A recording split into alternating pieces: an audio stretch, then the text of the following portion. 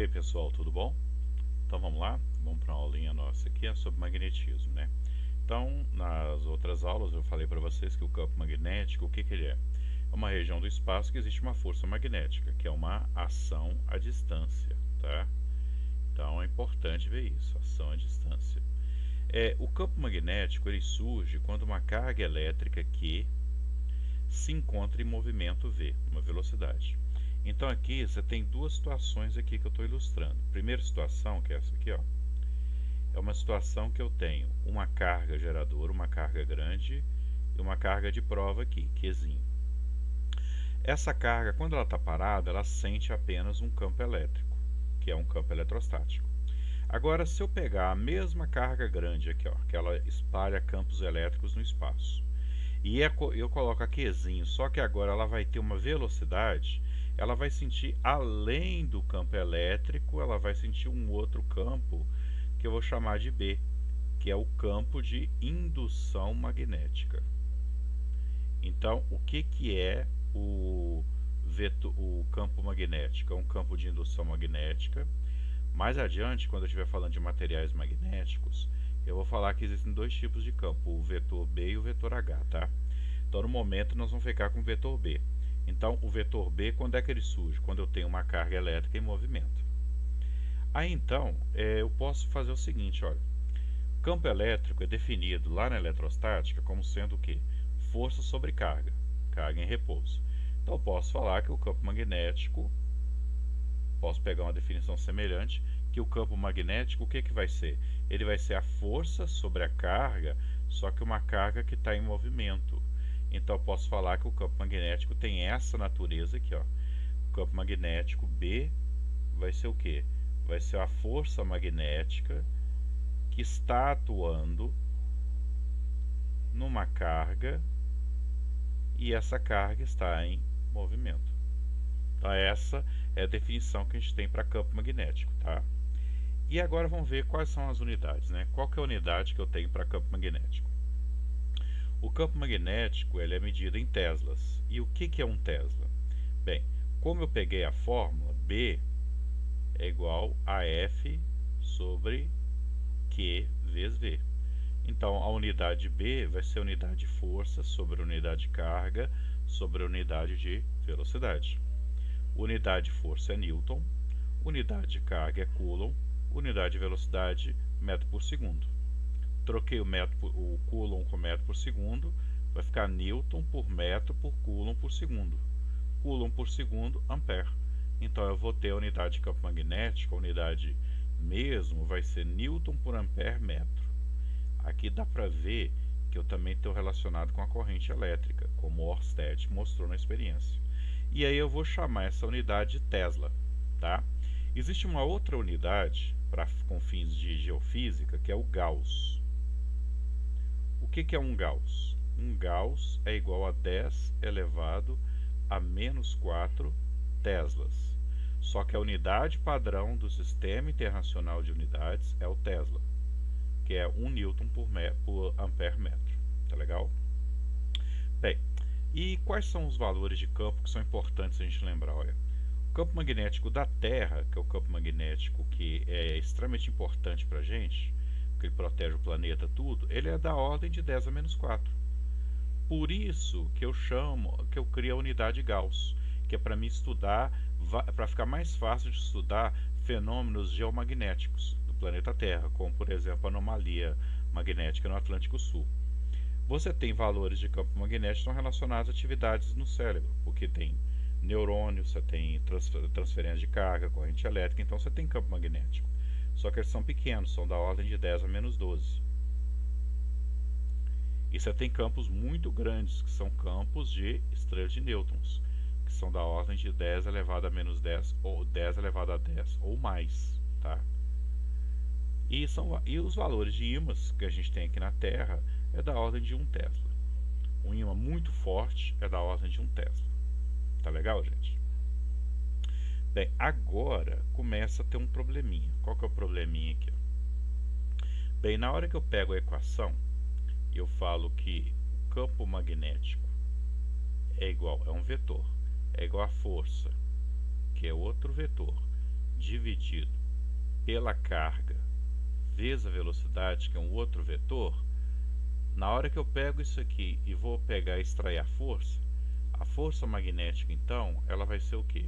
Ela vai ser o vetor campo magnético vezes o vetor velocidade vezes a carga. Aí você tem um probleminha. Por quê? Porque você tem um produto de dois vetores. Então você tem um negócio aqui que a gente chama de produto vetorial. E produto vetorial, você cria um vetor, um terceiro vetor. E esse terceiro vetor, ele é o quê? Ele está fora do plano dos outros dois vetores. Então, se por exemplo eu tenho o vetor B, que tem essa direção, e eu tenho o vetor V, que tem essa direção, e entre eles eu tenho um ângulo, o vetor F, que é a força, ele tem que estar fora do plano de B e fora do plano de V. Então ele tem que ser perpendicular a B e também perpendicular a V. Então essa aqui é a forma que eu tenho. Então quando você tem essas duas situações, eu tenho um produto vetorial. Aí, como eu mostro nessa figura aqui, olha. Então a interação magnética com partículas Q, ela vai criar uma força magnética que ela é o quê? Ela está fora do plano. Ela é perpendicular ao plano do vetor campo magnético e do vetor V. E aí a fórmula vetorial é o vetor F é igual ao vetor B vezes o vetor V vezes Q. Só que na hora que eu vou calcular os módulos, tá? Eu posso falar que o módulo de B, de V, vai ser igual ao módulo do valor de B vezes o valor de V, vezes o seno do ângulo entre ambos. Tá? Então, como é que funciona isso? Olha, isso funciona assim. Ó. Então, vamos supor que eu tenho uma carga que está se movendo aqui no espaço, com uma velocidade para cá. Vamos supor que ela tem uma velocidade de 100 metros por segundo. E seja uma carga aqui de 2 microcoulombs. E ela esteja numa região do espaço que tem um campo magnético B de 1 Tesla. E que entre B e V tem um ângulo de 30 graus. Qual vai ser o valor da força magnética nessa situação?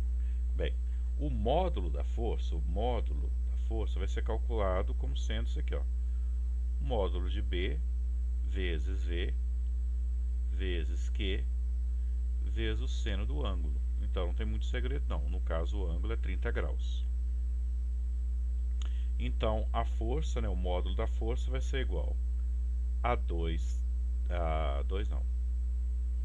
1 Tesla vezes 100 metros vezes 2, que é a carga, vezes 10 a menos 6, microcoulomb a 10 a menos 6, vezes o seno de 30. Seno de 30 é meio. Tá? Só para deixar claro que o seno de 30 graus é igual a meio. Então, qual vai ser o valor da força? Né? O valor dessa força vai ser 1 vezes 1, 1. 1 vezes 2, 2. Dividido por 2, 1. Vezes 10. 2 zeros, quer dizer que é 100, né? 10 a 2, com 10 a menos 6, 10 a menos 4. Pronto. Calculei o valor da força magnética nessa situação. Só que como a força é uma grandeza vetorial, aí você vai ter que trabalhar com o valor vetorial. Como é que eu calculo vetorialmente? Vetorialmente, agora eu tenho que usar a regra da mão direita. Então eu tenho que usar aqui assim, a mão direita. E aí, por quê? Porque na hora que eu coloco os vetores dessa posição aqui, eu posso imaginar que eu tenho uma mão, a palma da minha mão aqui e nessa mesma orientação vetorial, sendo que seria o dedão a direção da velocidade, os 4 dedos de direção do campo magnético e a direção da força seria a palma da mão, que seria o tapa. Por isso que também recebe o nome de regra do tapa. Então, fazendo aqui, ó, a minha mão direita aqui nessa situação, olha, meu dedão vai estar para cá, meus 4 dedos para cá. A palma da minha mão direita vai estar saindo. Ah, mas como é que eu vou escrever isso? Aí eu preciso criar um símbolo. Aí eu vou fazer um símbolo assim. Quando eu fazer isso aqui, quer dizer que está saindo do plano da folha. E se eu fizer um símbolo assim, quer dizer que está entrando no plano da folha. Tá? Então, nesse caso que eu desenhei aqui, ó, a força magnética vai estar saindo. Então, eu falo que a resposta, olha, o valor da força é 1 vezes 10 a 4 newtons e a direção dela é saindo do plano do papel. Tá legal, gente? Então, é isso aí. Depois a gente fala mais sobre força magnética. Ação para vocês. Até mais.